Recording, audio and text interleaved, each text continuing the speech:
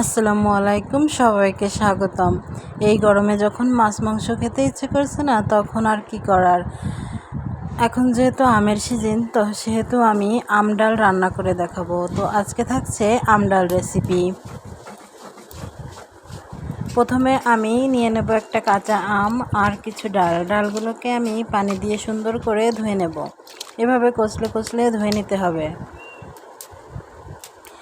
তারপর আমি এই ডালগুলোর পানি ঝরিয়ে নেব। পানি ঝরিয়ে নিয়ে আমি সাইডে রেখে দিলাম। এরপর আমি আমটিকে এভাবে ফালি করে কেটে নিয়েছি।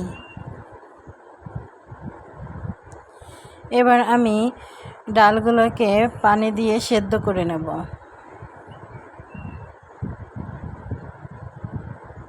এভাবে যখন একবারে সেদ্ধ হয়ে যাবে, তখন আমি আমগুলোকে দিয়ে দেব।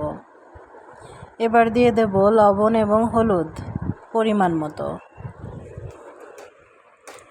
আর দিয়ে দেব এবার নিয়ে নেব কাঁচামরিচ, শুকনো মরিচ, পেঁয়াজ এবং রসুন। কড়াই ভালোভাবে গরম হয়ে এলে তাতে দিয়ে দেব সরিষার তেল। সরিষার তেলকে আমি ভালোভাবে গরম করে নেব।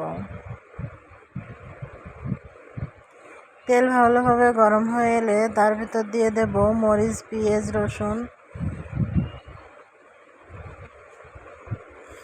এগুলো দিয়ে ভালোভাবে নাড়াচাড়া করে ভেজে নিতে হবে। যখন এরকম বাদামি রং হয়ে আসবে, তখন আমি অ্যাড করব জিরা এবং ধনিয়া গুঁড়া।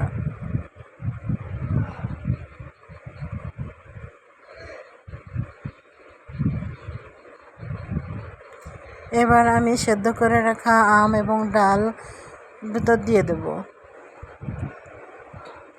ভালো করে নাড়াচাড়া করে এবার আমি অ্যাড করব পানি।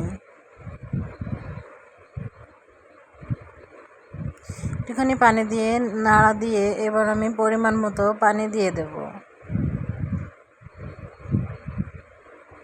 সব কিছু যখন সেদ্ধ হয়ে করা, আমি বেশি একটা পানি দেব না, আমি অল্প পানি দিব।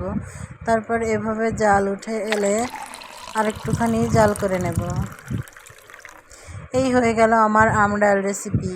আপনারা বাসায় ট্রাই করে দেখবেন। সবাইকে ধন্যবাদ। আল্লাহ হাফেজ।